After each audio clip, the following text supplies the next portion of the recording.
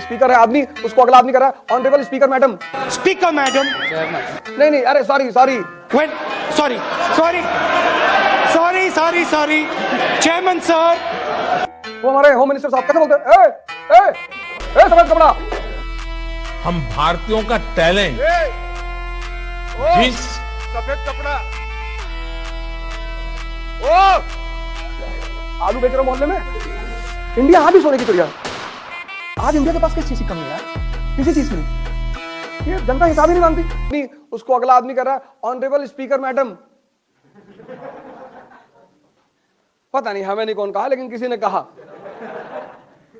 Honourable speaker madam. नहीं नहीं, अरे सॉरी सॉरी, इतना बड़ा स्पीकर तुम्हारे सामने बैठा, तुमको दिखाई नहीं पड़ रहा है? न रहे कि मादा है? मेंबर ऑफ पार्लियामेंट हो तुम। अब हम राजस्थान में कुंभकर्ण योजना, अबे बता रहे कि कुंभकर्ण योजना नहीं है सर।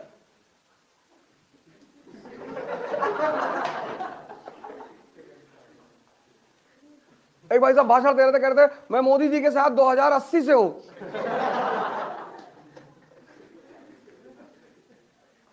पता नहीं कौन है, हमें नहीं पता, हम नाम तो जानते नहीं, हम ऐसे वीडियो देख लेते बस। कह रहा मोदी जी के साथ 2080 से है।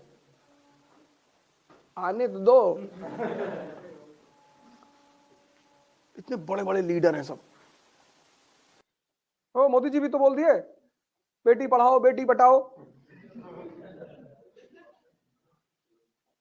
प्रधानमंत्री है ना आप देश के, इतनी बड़ी गलती आप नहीं कर सकते हैं। वहां का है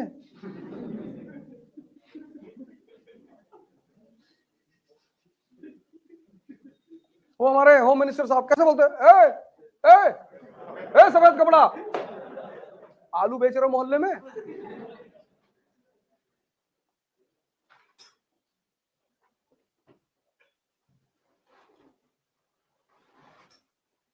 बड़े पद पर आप भारत के बैठे हैं, आपके बोली से, आपके बैठने से, आपके एक्शन से वो गरिमा झलकनी चाहिए। देख के लगना चाहिए कि यार होम मिनिस्टर है हिंदुस्तान का। तो तुम आईएएस बन जाओगे तो तुम्हें टाई वही लगाना पड़ेगा। वो क्या है, डिसेंसी है वो। मिनिस्टर्स की मीटिंग है तो सूट वूट पहन के, टाई लगा के, बाल ऑल सेट करके, चश्मा लगा के, ऐसे थोड़े 3 बटन खोले, चेन बाहर है, चाबी छल्ला नचाते हुए जा रहे हैं साहब।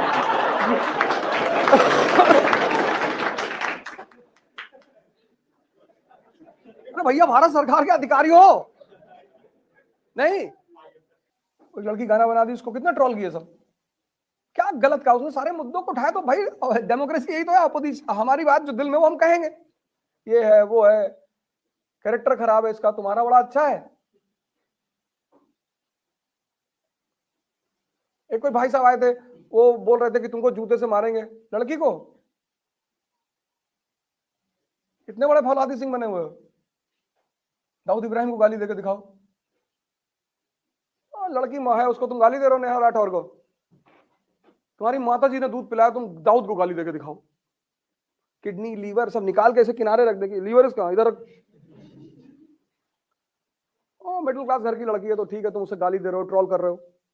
डेमोक्रेसी यही है ना भैया कि हम अपनी बात को, उसने कहीं गाली दिया किसी को? कोई अपशब्द का इस्तेमाल किया है? संगीत बनाया उसने, उसने तो गाना उस पर ही बनाया, फंडामेंटल राइट पे। क्या समझाया उसने गा के फंडामेंटल राइट? पढ़ी लिखी लड़की है।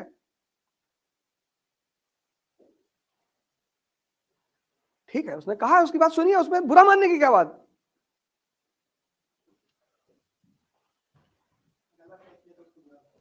नहीं, गलत या सही उस पर मैं नहीं जा रहा हूं, लेकिन राजनीति में, डेमोक्रेसी में हर आदमी को अपनी बात कहने का अधिकार, और वो भी वो शालीनता से कह रही है।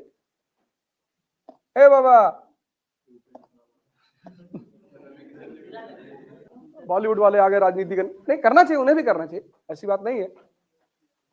मनोज तिवारी, उनसे पूछो कि महंगाई कैसे घटेगी? मोदी जी घटाएंगे। तो कैसे घटाएंगे? अब तुम मेंबर ऑफ पार्लियामेंट हो, तुम्हें नहीं पता होना चाहिए? मोदी जी महंगाई घटाएंगे कैसे? नहीं घटाएंगे, मोदी जी ने कहा है कि वो। अरविंद केजरीवाल ने फिर ट्रोल का मजाक उड़ा दिया, उसको वो बुरा मान गया। कहा कि वो अरविंद को आईएएस IRS रहा है, ब्यूरोक्रेट है, दिमाग तो है, सब पढ़ा है खुराफात, ये सब उसका दिमाग में है। पिछला दिल्ली का इलेक्शन था तो उसने कहा कि मनोज तिवारी जी ने गाना बहुत अच्छा गाते हैं, रिंकिया के पापा वाला गाना सुनना चाहिए, गोरी बियर पी के नाचे लगा। एक स्कूल की टीचर ने मनोज जी से कह दिया कि आप गाना गा दीजिए, उसमें बुरा, उसको डांटने की क्या जरूरत थी? भाई आप गायक है ना, उसने कह दिया, मान लो ऐसे ही कह दिया, बदतमीज है औरत। लो, इंडिया आज भी सोने की चिड़िया है। आज इंडिया के पास किस चीज की कमी है यार? किसी चीज की नहीं। अगर हिंदुस्तान के लोग हिसाब मांगने पर आ जाए ना यहाँ के पॉलिटिशियनों से कि राजनीति ऐसा कौन सा व्यवसाय है कि तुम 5 साल करते हो और 2000 करोड़ रुपए कमा लेते हो, हमको भी बताओ। गांधी जी के पास, अटल बिहारी वाजपेयी मर गए, अपना घर नहीं है उनके पास। लाल बहादुर शास्त्री अपनी कार का इंस्टॉलमेंट नहीं दे पाए।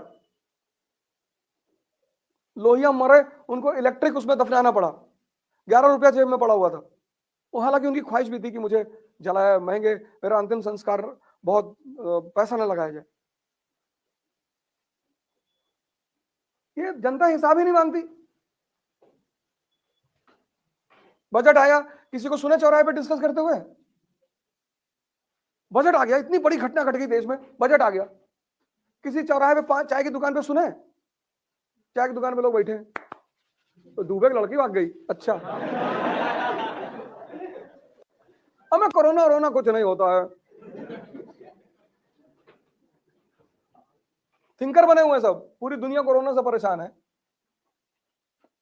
तो यहां पे जो राजा है ना, राजा, जिनको तुमने राजा बना दिया है, राजा है नहीं, सेवक है वो। एक आदमी आया, उसने कहा मैं प्रधान सेवक हूं, वो तो और हिला के रखा हुआ है, इससे बढ़िया तो राजा ही थे पहले। उनको कुछ बोला नहीं जा सकता, नाराज हो जाते हैं तुरंत।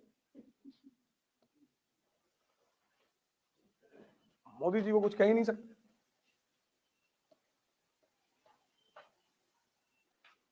इस देश में किसी का बेसिक सही नहीं, इकोनॉमी में, ज्योग्राफी में, पॉलिटी में, कहां से न्यूज़पेपर समझ में आएगा? सबसे घटिया न्यूज़पेपर इस वक्त यूपी बिहार जैसे प्रदेशों में है। किसी भी प्रदेश के अगर जनता की एजुकेशनल क्वालिटी जानना चाहते हो तो वहां के न्यूज़पेपर को देख लो, क्योंकि जितना पढ़ा लिखा समाज होगा उतना हैवी न्यूज़पेपर होगा। हिंदी न्यूज़पेपर कहां का है? केरला का, तमिलनाडु, साउथ का। अगर वो न्यूज़पेपर पूरे यूपी बिहार में बांट दिया जाए ना, 4 दिन बेहोश रहेंगे लोग।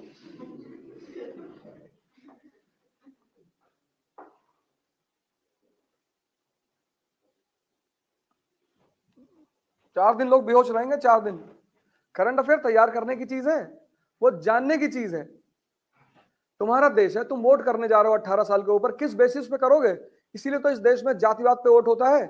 इकोनॉमी पता ही नहीं, बजट के बारे में पता ही नहीं, पॉलिटी पता ही नहीं, तो पता क्या है? धर्म, कि मुसलमान है, बोले दे दो।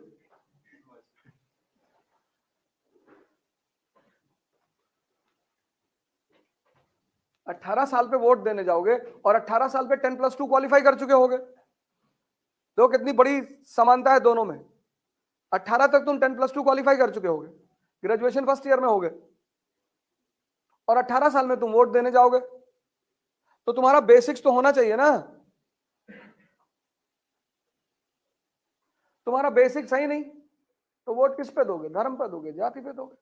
करंट अफेयर पढ़ने की चीज नहीं है, वो हमेशा तैयार ही होनी चाहिए। भारत का आर्थिक विकास, इकोनॉमिक डेवलपमेंट, अब हम कहां पहुंचे? एक जमाना था हमारे पास अनाज नहीं था, आज हम बेच रहे हैं।